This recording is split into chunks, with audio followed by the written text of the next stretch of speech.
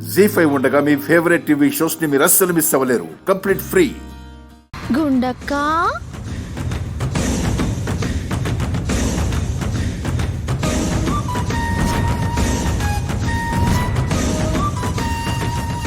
ఎప్పుడు చూసినా నీ మొహంలో లక్ష్మీ కళ కనిపించేది, ఇవాళ లేదేంటి?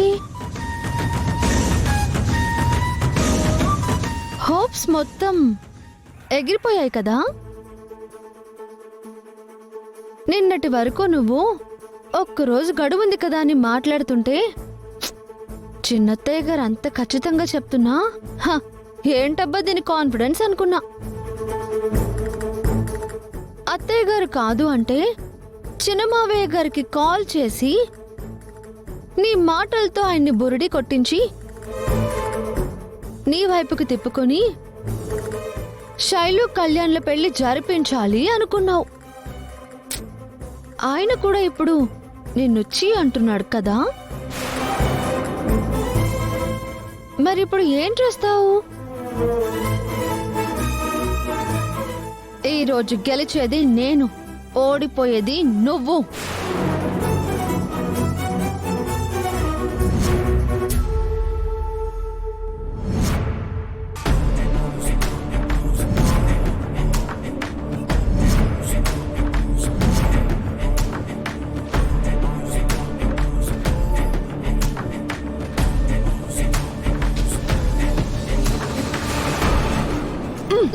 ఏంటి ఏంటి నా మీద సెటర్లు వేస్తున్నావా?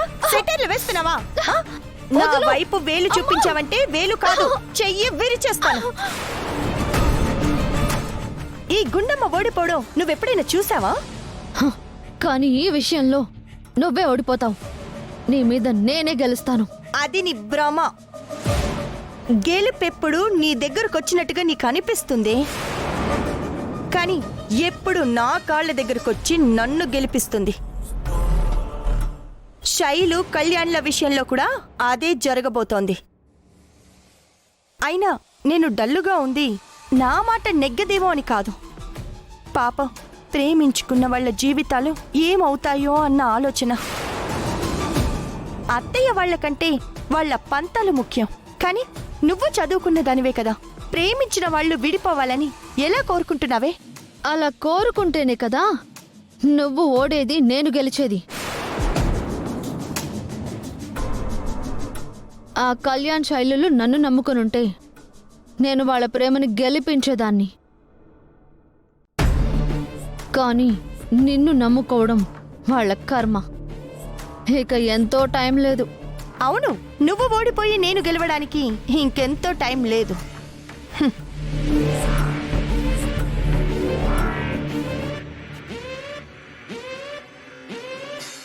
మీ చిన్న మామయ్య కూడా వీళ్ళ పెళ్లి చేయటానికి ఇష్టపడటం లేదని తెలిసినా ఇంకా ఒప్పుకోవట్లేదేంటి? అసలేంటి దీని ధీమా? దాని ధీమా దానికుంటే మన ఎత్తులు మనకున్నాయి. ఊరికే నా ముందు బిల్డప్ ఇస్తుందా అంతే. శైలు కళ్యాణ్ల పెళ్లి కాదు అంటున్నా. ఒకవేళ అందరూ ఒప్పుకున్నా సరే, నేనుండగా వాళ్ళ పెళ్లి జరగనివ్వను. ఆ గుండమ్మని గెలవనివ్వను.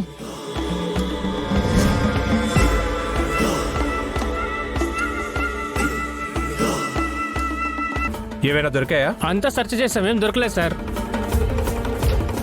సారీ శ్రీనివాసరావు గారు, మీరు చెప్పినట్టే మాకొచ్చింది wrong information.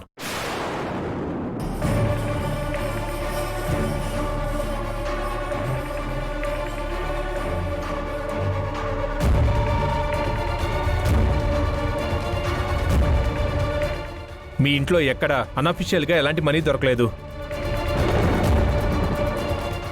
Once again I'm sorry అండి. పదండి. Okay sir. అసలు ఆ డబ్బేమైంది? అదే నాకు అర్థం కావట్లేదు. ₹1,00,00,000 తెచ్చి ఇంట్లోనే పెట్టారు కదా. అవునన్నయ్యా, మా గదిలోనే పెట్టాను. కనిపించకపోవడం ఏంటి? సరేరా, మీరిద్దరు ఒకసారి లోపలికి వెళ్ళి చూడండి.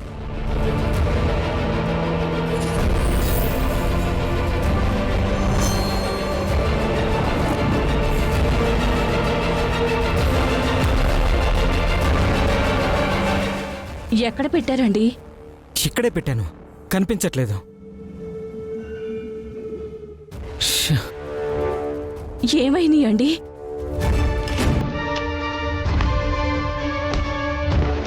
అన్నయ్య, డబ్బు కనిపించట్లేదు.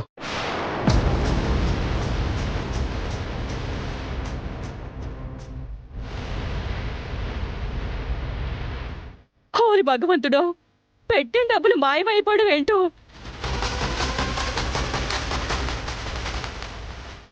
అన్నయ్య, 1, 2 కాదు, ₹1,00,00,000.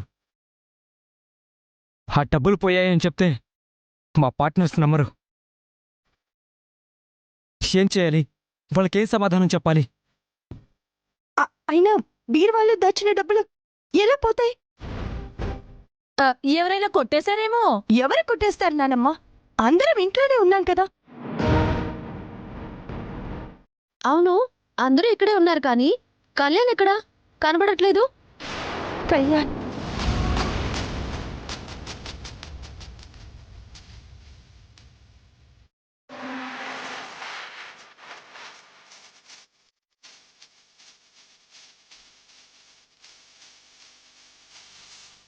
అయితే ఆ డబ్బు రాసుకెళ్ళి కొట్టేస్తుంటాడు. నాన్న, కళ్యాణ్ అలాంటి వాడు కాదు. కాకపోతే వాడేడి? ఒరే అది కళ్యాణ్కి ఒకసారి ఫోన్ చేయరా.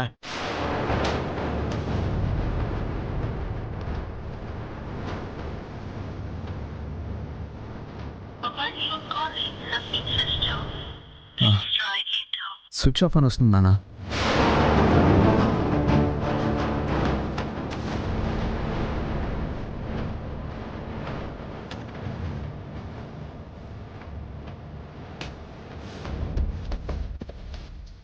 అనుకున్నాను, డబ్బులు కొట్టేసిన వాడు ఫోన్ స్విచ్ ఆఫ్ చేయక ఏం చేస్తాడు? అత్తయ్య, లాస్ట్ టైం కూడా కళ్యాణ్ విషయంలో మీరందరూ ఇలాగే పొరపాటు పడ్డారు. ఫోన్ స్విచ్ ఆఫ్ చేశాడని. కానీ మీ ఆస్తిని కాపాడడం కోసం తన ఆస్తి పత్రాలు పట్టుకొచ్చాడు. ఆ విషయం మీరు మర్చిపోయారా? అంటే ఏంటే, ఇప్పుడు ఈ ₹1,00,00,000తో ఇంకో 1,00,00,000 సంపాదించి తేవడానికి ఫోన్ స్విచ్ ఆఫ్ చేశాడంటావా? అంతేగా? అప్పుడైతే మా ఆస్తి పోయి దీన్నిచ్చి పెళ్లి చేస్తామనే హోప్తో తిరిగొచ్చాడు. కానీ ఇప్పుడు శైలుతో పెళ్లి ఎటూ జరగదని తేలిపోయింది కదా. అమ్మాయి ఎటూ దక్కదు, దొరికిందైనా దక్కించుకుందామని పారిపోయి ఉండొచ్చు కదా. నోర్మీవే. ప్రేమ కోసం ప్రాణాలిచ్చే మనిషి నా తమ్ముడు. డబ్బుల కోసం కక్కుర్తి పడేవాడు కాదు. అవునా? అయితే డబ్బులు ఏమైనట్టు, నీ తమ్ముడు ఏమైనట్టు? ఇవాళ 30 రోజుల గడువులో ఆఖరి రోజు. ఏదో ఒకటి తేలే రోజు. తేల్చుకోకుండా ఎక్కడికి వెళ్ళిపోయినట్టు? దాన్ని బట్టి అర్థం చేసుకోవాలి మనం. జీ5 యాప్ డౌన్లోడ్ చేసి అన్ని ఎపిసోడ్స్ పూర్తి ఉచితంగా చూడండి.